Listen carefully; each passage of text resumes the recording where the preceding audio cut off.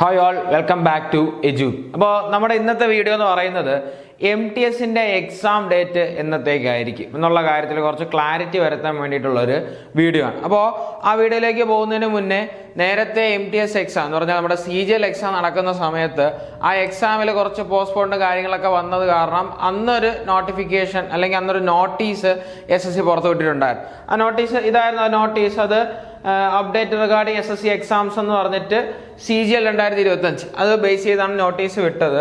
ആ നോട്ടീസിന്റെ അവസാന ഭാഗത്തായിട്ട് ഒരു കാര്യം പറയുന്നുണ്ടായിരുന്നു. ഈ MTS എക്സാമിന്റെ അതുപോലെ തന്നെ നമ്മുടെ GD CPO എക്സാംസിന്റെ ഒക്കെ കാര്യങ്ങളെ പറ്റിയാണ് അത് പറഞ്ഞത്. അവിടെ പറഞ്ഞ കാര്യം എന്ന് പറയുന്നത് ഈ CHSL എക്സാം നിങ്ങൾ നോക്കുവാണെങ്കിൽ ഇപ്പോൾ CHSL എക്സാം നടന്നുകൊണ്ടിരിക്കുകയാണ്. നടന്നു കഴിഞ്ഞ് നാളെ കൂടെ ആകുമ്പോൾ CHSL എക്സാം എന്തെങ്കിലും കംപ്ലീറ്റ് ആവും. അപ്പോൾ ആ CHSL എക്സാം അവർ നടത്താൻ ആ ഒരു ടൈമിൽ CGL എക്സാം വന്ന ടൈമിൽ പറഞ്ഞ ഡേറ്റ് എന്ന് പറയുന്നത് എന്തായിരുന്നു? ഇവിടെ പറഞ്ഞത് tear 1 of CHSL exam will start from the 4th week of October 2025 എന്നാണ്. ഓക്കെ, ഒക്ടോബർ 4ാമത്തെ ആഴ്ചയിൽ ഏതിന്റെ എക്സാം നടക്കും? CHSL എക്സാം നടക്കും എന്നാണ് പറഞ്ഞിട്ടുണ്ടായിരുന്നത്. പക്ഷേ CHSLന്റെ എക്സാം ഒക്ടോബർ 4ാമത്തെ ആഴ്ച തുടങ്ങിയില്ല. നവംബർ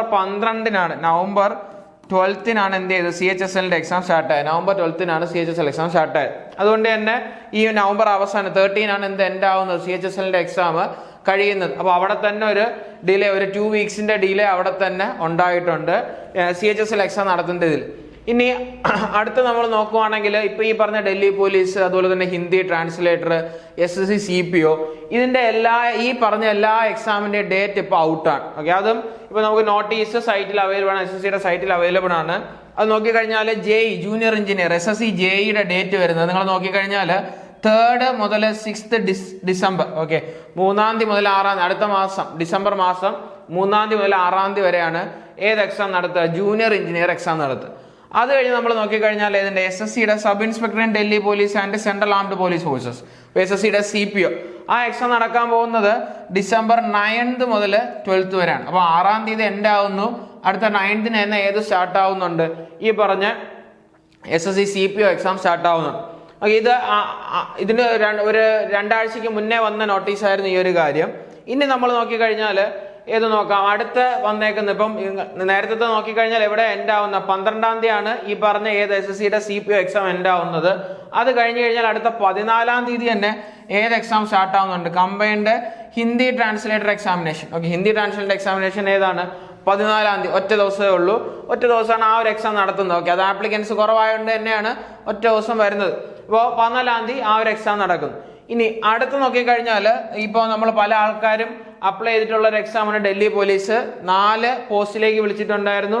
കോൺസ്റ്റബിൾ ഡ്രൈവർ മെയില്, അതുപോലെ തന്നെ constable executive, head constable ministerial, അതുപോലെ തന്നെ head constable assistant wireless operator, teleprinter operator, ഇങ്ങനെ 4 പോസ്റ്റിലേക്കാണ് ഏത് വിളിച്ചിട്ടുണ്ടായിരുന്നത്? ഡൽഹി പോലീസിന്റെ 4 എക്സാം വിളിച്ചിട്ടുണ്ടായിരുന്നു. അത് നമ്മൾ നോക്കിക്കഴിഞ്ഞാൽ ഈ ഡൽഹി പോലീസിന്റെ 4 എക്സാമും അവർ ഡേറ്റ് വൈസ് കൊടുത്തിട്ടുണ്ട്. 16-ഉം 17-ഉം ആണ് ഏത് നടത്തുക? കോൺസ്റ്റബിൾ ഡ്രൈവർ മെയിലിന്റെ എക്സാം നടക്കുക. അടുത്ത് നോക്കിക്കഴിഞ്ഞാൽ 18-ാം തീയതി മുതൽ 6-ാം തീയതി വരെ, 18th ഡിസംബർ മുതൽ 6th ജാനുവരി വരെ ഏത് നടത്തുന്നു? Constable executive male and female നടത്തുന്നു. അത് കഴിഞ്ഞ് ഇത് 6-ാം തീയതി എൻഡായി. അടുത്ത 7-ാം തീയതി മുതൽ 12-ാം തീയതി, ജനുവരി 7 മുതൽ 12 വരെ ഏത് നടത്തുന്നു? ഹെഡ് കോൺസ്റ്റബിൾ മിനിസ്ട്രിയിൽ നടത്തുന്നു.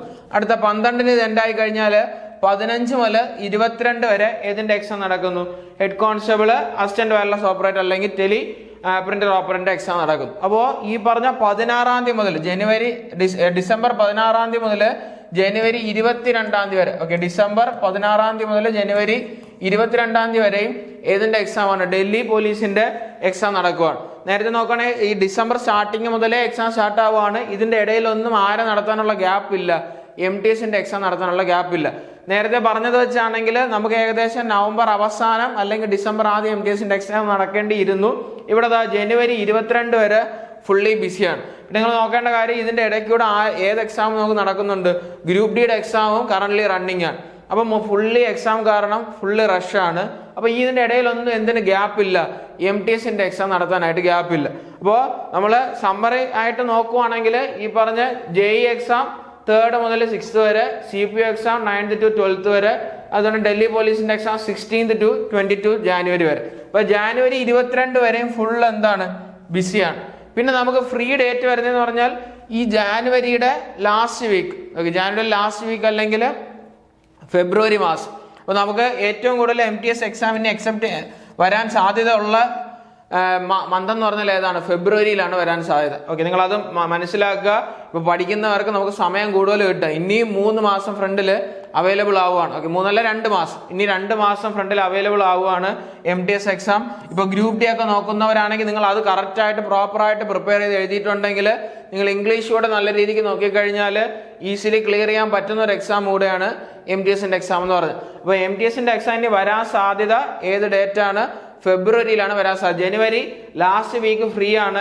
ഇനി ഇതിന്റെ ഇടയിൽ നമുക്ക് CGLന്റെ പ്രിലിംസ് കഴിഞ്ഞിട്ടുണ്ട്, അതിന്റെ റിസൾട്ട് വന്നിട്ടില്ല. അതിന്റെ റിസൾട്ട് വരെയും മെയിൻസിന്റെ കാര്യങ്ങളൊക്കെ നടക്കാനുള്ള ഒരു ചാൻസ് ഉണ്ട്. അത് ഇതിന്റെ ഇടയിൽ വരാനായിട്ട് ചാൻസ് ഇല്ല, കൂടുതലും MTS കഴിഞ്ഞേ വരാനായിട്ട് ചാൻസ് ഉള്ളൂ. അപ്പോൾ നിങ്ങൾ ആ ഒരു കാര്യം കൂടെ നോക്കുക. അല്ലെങ്കിൽ ഇതിന്റെ ഇടയിൽ വന്നു കഴിഞ്ഞാൽ വീണ്ടും എന്ത് ചെയ്യും? MTSന്റെ ഡേറ്റ് നമുക്ക് എക്സ്റ്റെൻഡ് ആയി പോകാനും ചാൻസ് ഉണ്ട്. അപ്പോൾ ഇപ്പോൾ കറന്റ് നമുക്ക് MTSന്റെ എക്സാം നടക്കാൻ ചാൻസ് ഉള്ളത് ഒന്നെങ്കിൽ ജനുവരി ലാസ്റ്റ് വീക്ക്, അതിൽ ചാൻസ് ഇല്ല. കൂടുതലും ചാൻസ് എവിടെയാണ്? ജനുവരി ലാസ്റ്റ് വീക്ക് ആണെങ്കിൽ അതും അതിൻ്റെ ഡേറ്റും കൂടെ ഇതിനകത്ത് അവർ ഇൻക്ലൂഡ് ചെയ്യണമായിരുന്നു. അപ്പോൾ കൂടുതൽ ചാൻസ് എന്ന് പറഞ്ഞാൽ എവിടെയാണ്?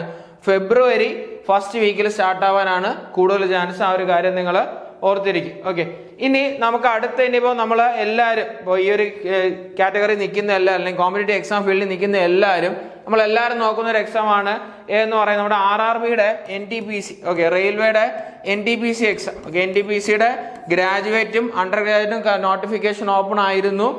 ഗ്രാജുവേറ്റിന്റെ നോട്ടിഫിക്കേഷൻ 27-ാം തീയതി കഴിഞ്ഞു. അണ്ടർ ഗ്രാജുവേറ്റ് 27-ാം തീയതിയാണ് ലാസ്റ്റ് ഡേറ്റ് പറഞ്ഞിട്ടുണ്ടായിരുന്നു, എക്സ്റ്റെൻഡ് ചെയ്തു. ഇന്നത്തേക്ക് 4-ാം തീയതിയാണ് ലാസ്റ്റ് ഡേറ്റ് വരുന്നത്. അപ്പോൾ ഇപ്പോഴും ആപ്ലിക്കേഷൻ ലൈവാണ്. അപ്ലൈ ചെയ്യുന്നവർക്ക് അപ്ലൈ ചെയ്യാം. ഇനി നിങ്ങൾ അപ്ലൈ ചെയ്ത് കഴിഞ്ഞാൽ നിങ്ങൾക്ക് ഫ്രണ്ടിൽ എങ്ങനെ പോയാലും ഒരു 5-6 മാസം കുറഞ്ഞത് അവൈലബിൾ ആവും ആ ഒരു എക്സാമിന് പഠിക്കാനായിട്ട്. അതും കൂടെ നിങ്ങൾ മൈൻഡിൽ വെക്കുക. കാരണം ഗ്രൂപ്പ് ഡി എക്സാം നടന്നുകൊണ്ടിരിക്കുകയാണ്. ഇനി ഇത്തവണത്തെ ALP നടക്കാനുണ്ട്, JEE നടക്കാനുണ്ട്. ഇതൊക്കെ കഴിഞ്ഞിട്ട് ഏത് വരത്തുള്ളൂ? നമുക്ക് NTPCയുടെ എക്സാം വരത്തുള്ളൂ. അപ്പോൾ ആ ഒരു കാര്യം ഓർത്ത് വയ്ക്കുക. ഈ പറഞ്ഞ RRB NTPCക്ക് വേണ്ടിയിട്ട് നമ്മുടെ എജുബിയുടെ ഓഫ്ലൈനായിട്ടും ഓൺലൈനായിട്ടും ബാച്ച് സ്റ്റാർട്ട് ആവുന്നുണ്ട്. ബാച്ച് ഡേറ്റ് ഓർത്ത് വയ്ക്കുക, ഡിസംബർ 8-ാം തീയതിയാണ് ബാച്ച് സ്റ്റാർട്ട് ആവുന്നത്. ട്രിവാൻഡ്രം അതുപോലെ തന്നെ നെയ്യാറ്റിങ്കര 2 ബ്രാഞ്ചുകളിലും ബാച്ച് സ്റ്റാർട്ട് ആവുന്നുണ്ട്. ഓൺലൈനായിട്ടും ഓഫ്ലൈനായിട്ടും ബാച്ച് സ്റ്റാർട്ട് ആവുന്നുണ്ട്. അപ്പോൾ കൂടുതൽ ഡീറ്റെയിൽസിനായിട്ട് നിങ്ങൾക്ക് താഴെ കാണുന്ന 2 നമ്പേഴ്സ് ഉണ്ട്. ഈ 2 നമ്പേഴ്സിൽ കോൺടാക്ട് ചെയ്ത് കഴിഞ്ഞാൽ കൂടുതൽ ബാച്ചിനെ പറ്റിയുള്ള കൂടുതൽ ഡീറ്റെയിൽസും കാര്യങ്ങളൊക്കെ അറിയാനായിട്ട് പറ്റും. ലിമിറ്റഡ് സീറ്റാണ്. പെട്ടെന്ന് തന്നെ എന്ത് ചെയ്യുക? നിങ്ങൾ ജോയിൻ ചെയ്യാനായിട്ട് ശ്രമിക്കുക, പ്രിപ്പറേഷൻ ബൂസ്റ്റപ്പ് ചെയ്യാനായിട്ട് ശ്രമിക്കുക. ഈ ഇയറിൽ തന്നെ ഒരു ജോലി കിട്ടി നിങ്ങൾ സർവീസിൽ കയറാനായിട്ട് ശ്രമിക്കുക. അപ്പോൾ എക്സാം എഴുതുന്ന എല്ലാവർക്കും ഓൾ ദ ബെസ്റ്റ്.